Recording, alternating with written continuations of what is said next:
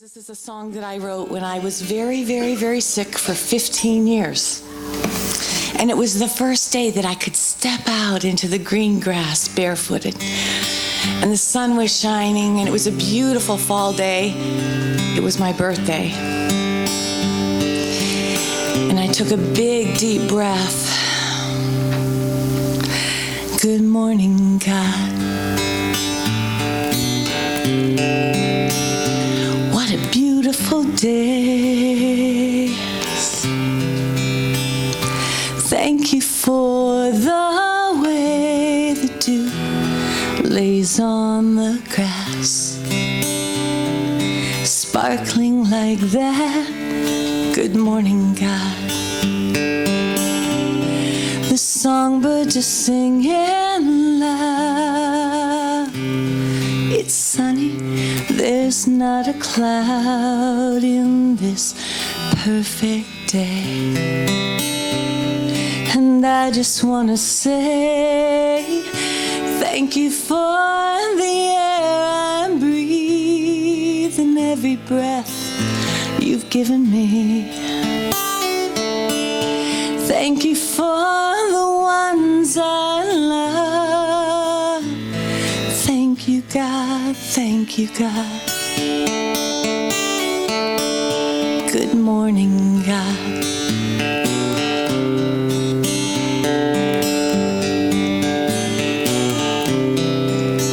Good morning, God. What a beautiful day. Thank you for the way the sun hangs in the sky as the birds fly by. Thank you for the air I breathe and every breath you've given me. Thank you for the ones I love. Thank you, God. Thank you, God. And I am amazed at this journey called life. For even the heartaches are blessings in disguise. Good morning, God.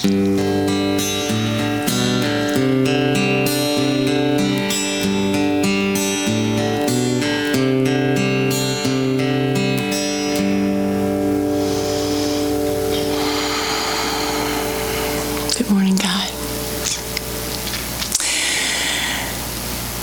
My talk today is called What Would Love Do Now? What would love do now? And today I'd just like to explore with you how that simple question can transform us, transform our hearts, transform our lives and our communities, and really the entire planet. Because we're always in relationship. Always in relationship. When we're very little, it's with our parents and our siblings, right? And as we grow up, it's with our schoolmates and our teachers. And as we get a little older, it's with the people that we date, our partners, our teachers, of course. And then we go into coworkers, all those kind of things. And of course, nature. We're always in some kind of relationship. And I believe our relationships tell us very much about where we are on our spiritual path. I believe our relationships are a good indicator of where we are on our spiritual path. And this morning I'd like to share with you an experience that I've had that taught me this firsthand. Years ago, I was living in Nashville, Tennessee, and I met my husband there. He was raised Lutheran and I was raised Catholic, and we were looking for a church home. And like many of you, we asked and we searched, and someone said, come to Unity. And so the Unity in Nashville was building their church way out in this beautiful property. And in the meantime, they were meeting in a high school auditorium. And so we went, and as we walked to the doors of the auditorium, there were two beautiful people standing there to greet us. And they gave us a hug. And it was amazing, because in the Catholic Church, we didn't touch, let alone hug. It felt so good. And we came in and we sat down, and then the music began to play. And of course, we're both musicians, and we were writing those kinds of songs, but never could figure out how that fit into country music. Beautiful, positive, uplifting music. And then someone rose and spoke the daily word. And it was amazing. And then Reverend Jimmy Scott got up and he gave his talk. And I have never been in the presence of such a loving and kind and inclusive and compassionate man. I began to weep. It was amazing. And then someone got up and said, "Is there anyone here for the first time?" And we sheepishly raised our hand, and I'm not kidding you. The skylight above us, filled with sun, beamed down us like a spotlight, and everybody clapped. And we said, "That's a sign." And then we looked at each other and we said, "We're home. We're home." And I know many of you who have felt that way, if not all of you. You walk through those doors and you find your tribe. You find home. Well, for me, I really found home, because all my life, this is what I believed. I never found God in the church. I found him in nature. I watched people fighting and not getting along, and I always seemed to kind of weave through that. I sang very, very little at people's bedsides when they were dying. I just wanted to connect, and unity felt perfect. And so I immersed myself in it. Oh, I had to take every class. I took the yoga, and I sat with the compassionate listeners, and I went over to the minister and talked with him and took classes, and I sat with the licensed unity teachers, and I tried to absorb everything I could. One day the minister said, "Jody, you got to leave, or we're going to have to build a shower." I couldn't get enough of this. I loved it. I really, if they opened the doors in the morning, I was there. And I was there till somebody kicked me out. And of course, I got involved in the music team and sang and wrote. And I had become this centered, loving person. Very centered, knowing the truth. And I could see the Christ in everyone. And then I went home for Thanksgiving. Anybody guess? Yeah. Right. And that centered, loving child became a frustrated child. The first time someone said, "Well, we're going to Mass at 9 o'clock on Sunday," and I said, "Well, I'm not going to be going." Now what?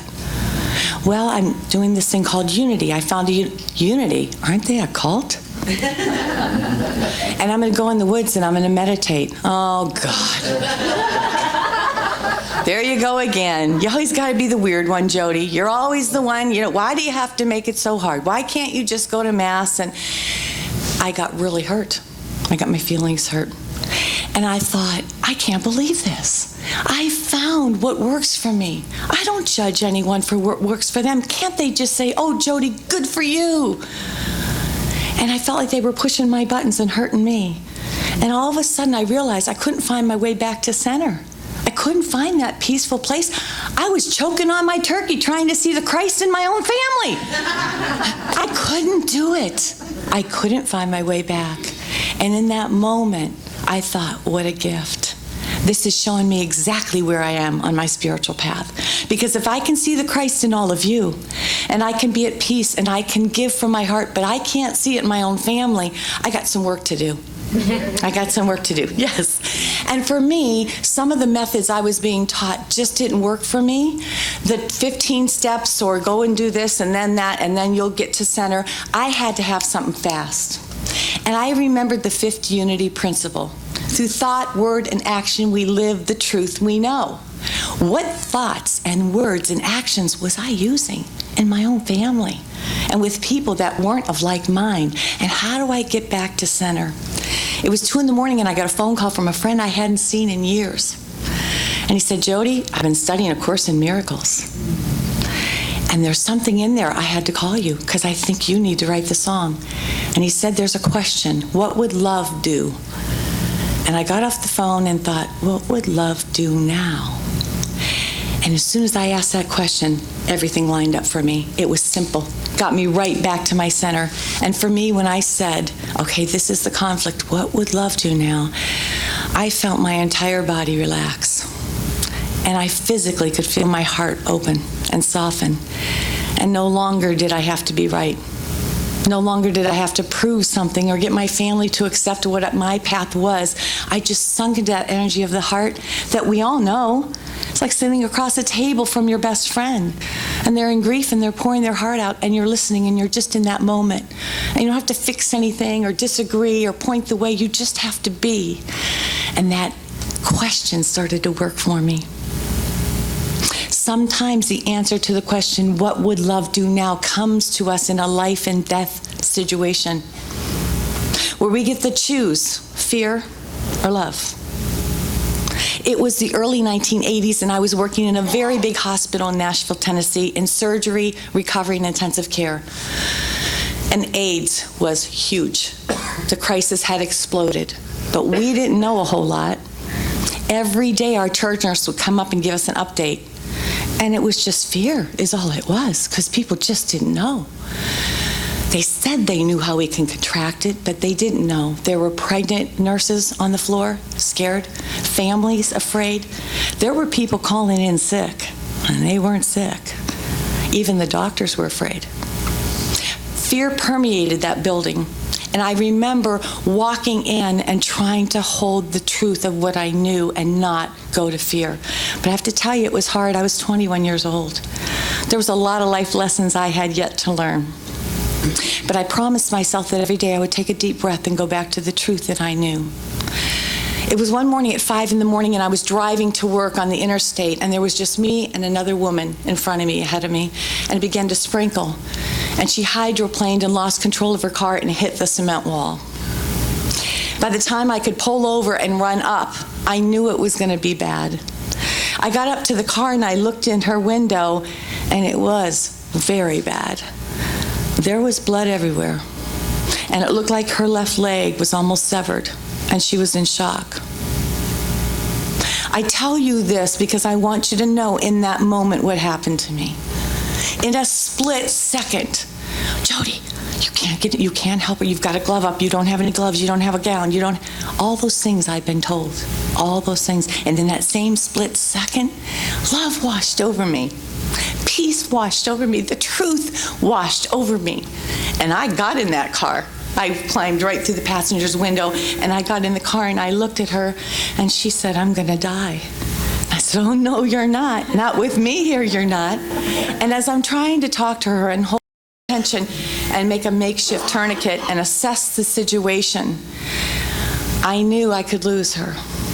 And I thought to myself, if I'm the last face she sees, she will see the face of love. She will not see the face of fear. She will see the truth of God coming through me. And I tried to pull up all that love, everything I knew to be true, and look at her face.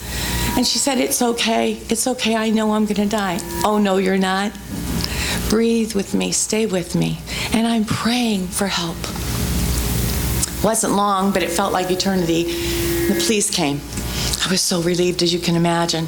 They got out of their car, 2 big, burly police officers, and walked up to the window to see what was going on. And as soon as they looked in, they backed off. And the one said to me, get out of the car. Do you want to get AIDS? Sounds shocking, doesn't it?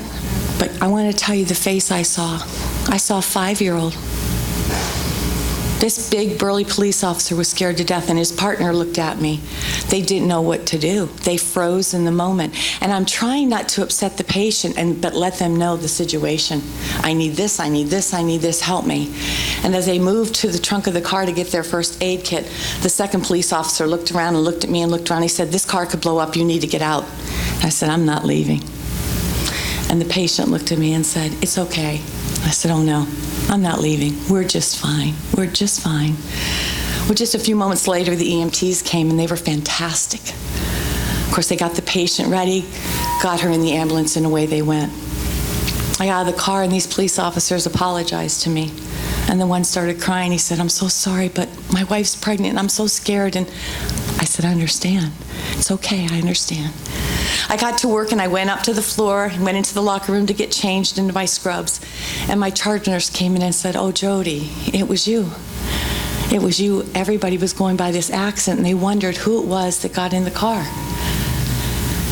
We have the patient. And if you would like the honor, we would like you to see her when she comes out of surgery. I want you to know she came out of surgery, out of anesthetic, and there I was, the first face she saw. She thought we were still in the car, and she thought I had never left her. She recovered. They saved her life. And her family was so appreciative. And I got to meet them and get to know them. And when they went on and on, thank you so much. I said, I would have done it for anyone.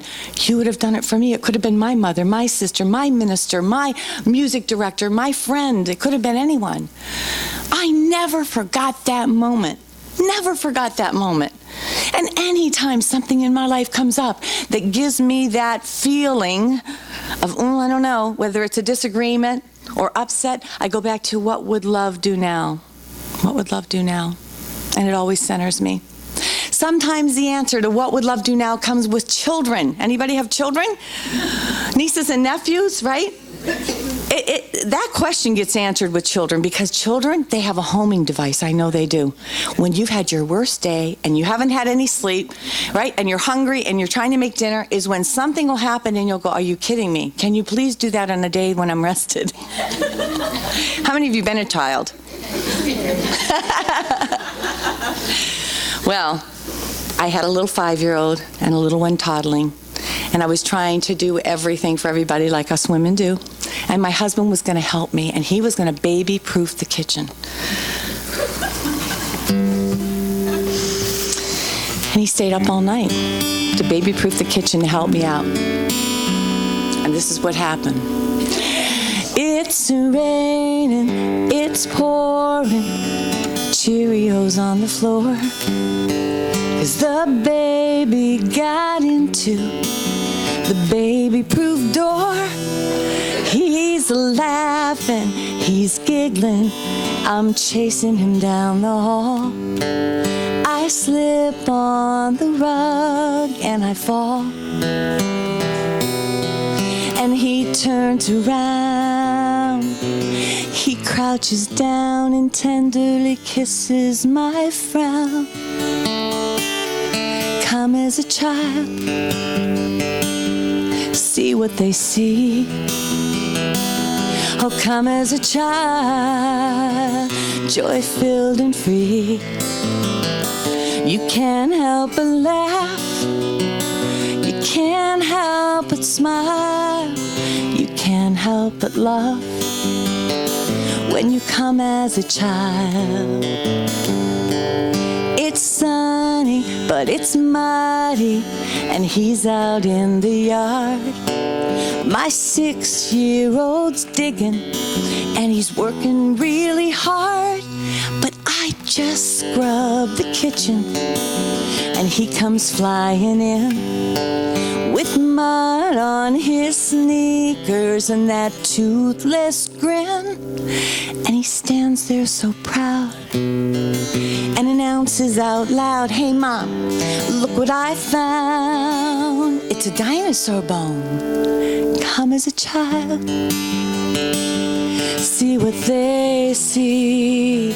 Oh, come as a child, joy-filled and free. You can't help but laugh, you can't help but smile, you can't help but love when you come as a child. But there's bills to pay and the dishes need done, and one of the kids has the flu. Then the washer broke down and the casserole burned, and someone got into the glue. And the baby was up all night, and nothing is going right. Then I stop and watch them dancing in the living room.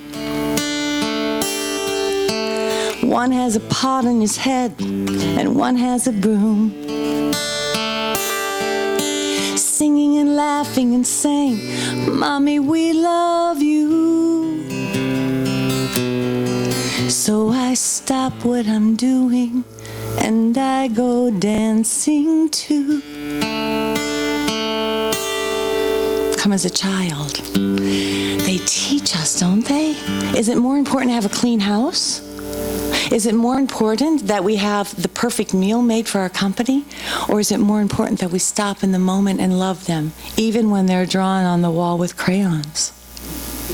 What would love do now? So many times as a young mother, so many times when I felt overwhelmed, so many times when I wanted to lose my temper, right? Frustrated. What would love do now, Jody? He's a child. He doesn't know that your mother's sick. He doesn't know that you need to do laundry. All he knows is he's playing. What would love do now? Sometimes what would love do now, the answer to that comes in a humorous situation. Do you believe that spirit is humorous? Do you believe he created us to laugh at ourselves? I do. And sometimes as we're moving through life so serious, trying so hard to be love in the world, sometimes humor is created for us to find it a different way. I moved away from Nashville and I came back and I was working in that same hospital, but there was nothing in surgery, so they said, we're going to put you in broken bones on the 8th floor.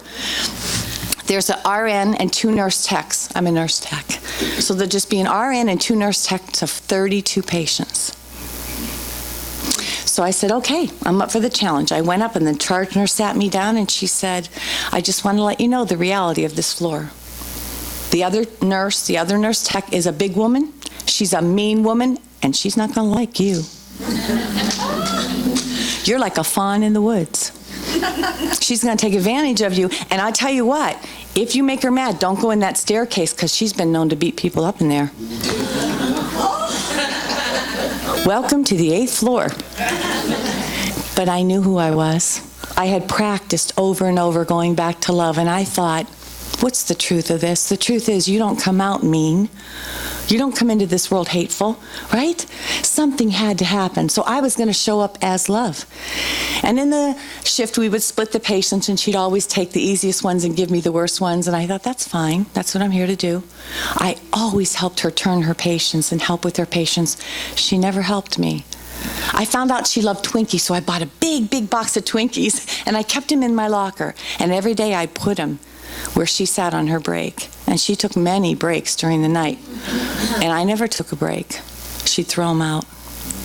I found out she liked black coffee, so I'd make her coffee and I'd set it there. And she'd throw it out. But I kept showing up as love, even when I wanted to go, oh, lady. Even on the difficult nights, we worked 11 to 7. It was a tough night with people with broken bones. A lot needed to be done. So our job in the morning was to sit the patient up and get them ready for breakfast. And I had a particular patient who was diagnosed with dementia. So sometimes she knew you and sometimes she didn't. And in the middle of the night, I went in and was working on her back and giving her a back rub and singing to her. And we had a beautiful talk. But in the morning when I went to set her up and get her ready for breakfast, she didn't know me. And I saw a denture cup and a denture sitting there, and my goal was to get her to eat because they were going to put a feeding tube in if I couldn't get her to eat. So I picked up the denture, and being 21 years old, I'd never had experience with dentures before, but I assumed it looked like the upper part. So I'm trying to get this denture in her mouth, and she's kicking me and biting me and saying, this is not my teeth. And I said, I know, honey, I know, and I'm trying to get them in, and I'm looking and think, well, maybe they're on the lower. And I'm like, no, they look like bigger teeth. So I'm getting them in, and it took a long time. And by the time I got out of that room, I had a few scratches, a few kicks, a few punches, but my goal was, okay, I'm not going to try the lower, because soft-boiled eggs, things like that. I stepped out, and I'm in the nurse's station. I'm charting. The patient did know me at 3 a.m., but now does not know me, claims these aren't her teeth, so that the doctor could read what happened in the night. And I'm writing this, and over here somewhere, I hear Miss Smith, my coworker, the mean one, remember the mean one? Comes stomping through the nurse's station. And I knew when she was stomping, she was mad. And so I noticed that, and I heard her talking under her breath, and I'm charting. The patient doesn't know who I am, and she claims these teeth aren't hers. And over here somewhere I hear, I just got a new partial, and I laid it down somewhere. And whoever took it, I'm going to kill him. I put that patient's her teeth in that patient's mouth. So now I break the Olympic record getting back into that room because I got to get those teeth out of her mouth. So I have to go in and say, we need to get those teeth out of your mouth. And the woman said, but you just put them in. I said, I know, but let's take them out and clean them. I didn't clean them yet. And now she's biting me and kicking me again, saying, you're the devil. First you tell me to get these teeth in, now you want to take the teeth out. I am scared to death, and I know at any moment if she shows up, I'm a goner. And I could see down the hall to that stairway door, and I thought, I'm dead. They're going to find me in that stairwell. And all of a sudden, I'm trying to get the teeth out the door, and here comes Miss Smith, and she walks in the door, and my eye catches hers, and she hits the wall and slides all the way down on her bottom, and she said, that's the funniest thing I've ever seen. She knew what I was trying to do, right? Well, we were in big trouble, because now we had to go to the charge nurse and explain. And then we had to go to the family. And I want to tell you, we went to the charge nurse's station in her office, and we had to sit outside on a bench, and we both sat there scared to death because we thought we'd probably be fired. And we had to talk. And she said, that was hilarious. You look like a little fawn in the woods. She said, I can't believe you put my teeth in that patient. Especially when it was a partial, it wasn't even a full denture. And she said, when you came up here, I saw you take the worst patients. And I thought, good, I'll take advantage of her. I saw you come and help me, and I never helped you. I saw the Twinkies, and I thought, why is she doing that? What does she want? I saw you making coffee for me. I saw you never take a break. And I just couldn't believe anybody could care about me. So it wasn't until I saw you trying to put my teeth in that patient's mouth that I thought I better give you a break. And as we began to talk, she told me her story. She was the only black child in an almost all-white community. And every day, she left home. She had a drug-addicted father who was in prison, a mother who really wasn't present, had her own addiction issues. The kids would beat her up on the bus and make fun of her. She got bullied at school and all the way home. How would she know love? How would she know what it felt like for anyone to care about her? We don't know someone else's story. And in that moment when she's telling me this and we're hugging, this woman who was so angry and so frustrated and so mean and so hateful melted. And she sobbed and sobbed and sobbed. And when the charge nurse came out to see us, instead of punishing us or even asking a question, she looked at us and said, I'm going to have to take a break. And she let us sit there. And she let her cry, and she let me cry, and she let us bond, and she let us figure it out. And she took us to the family. And she told him what happened. And the family said, it's okay. My God, it was a mistake. We don't know someone else's story. But when we show up as love, look what happens. You've done it. I know you have. It could be the grocery store, saying a kind word to someone you don't know. You don't know what they're going through. You don't know if they've been all night. You don't know if their mother is sick, or they've just lost a spouse, or they just found out that they've been diagnosed with some disease, or they have bills they can't pay. In closing today, I promise you, we are the light bearers. We know the truth. How many of you been in unity longer than 2 years? My God, longer than 5, 10, 15, 20. Oh my goodness, 25, 30, 35, 40, 45, 50, 55, 60, 65. 65 years. Oh my God. Now more than ever, fear is permeating our country. We are the light bearers. We know the truth. Will we choose fear, or will we choose love? And for the people who don't know that they don't know, I promise you, when you hold that light of love, someone who's not as brave right now or is not sure will see that. The experience I had in surgery, when people heard what happened, it changed everything. Everything. People quit talking about fear and started figuring out, how do we love these patients? So I promise you, as you hold the light and the truth you know, and the unity principle that is ingrained in us, and that truth of the divine love that we are made of, we can change the world. So the next time you find yourself in a disagreement or in a decision you need to make, and you have to make a choice, I invite you to choose love. She had a baby boy 30 years ago and gave him up to a better home.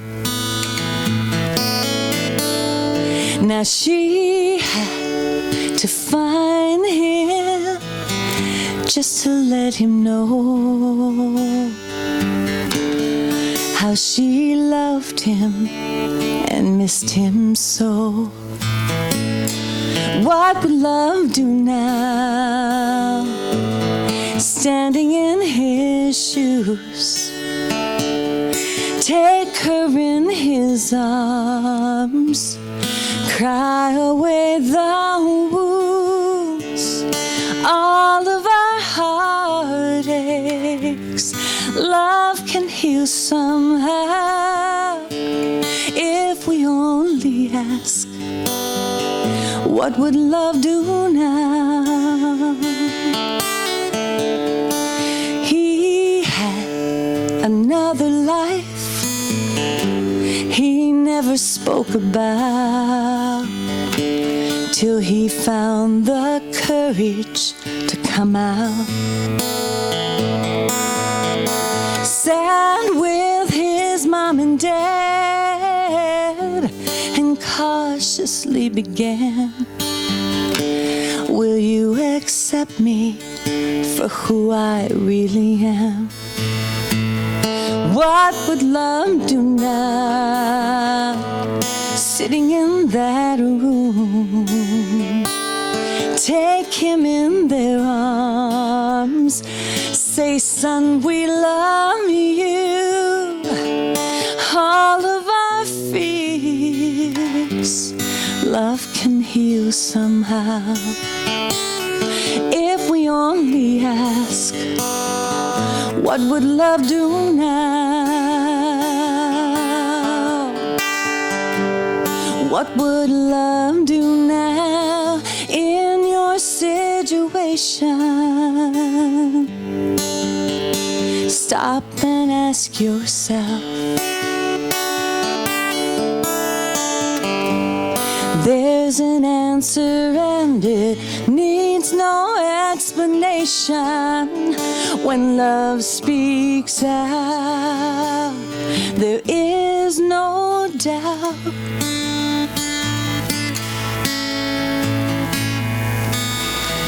He was born on Christmas morn. Our Father sent him here to teach us how to love and not to fear.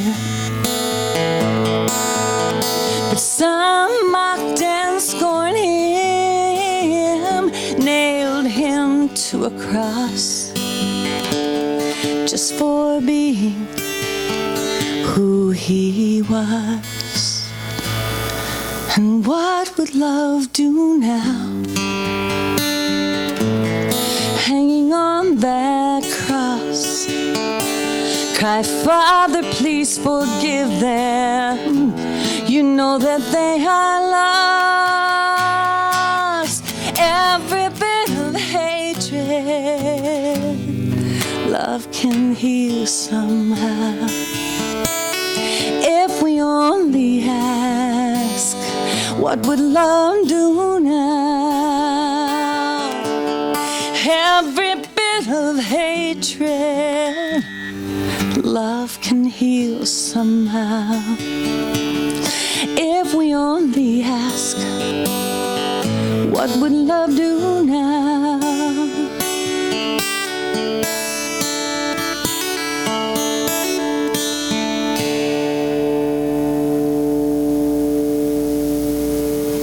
Thank you so much.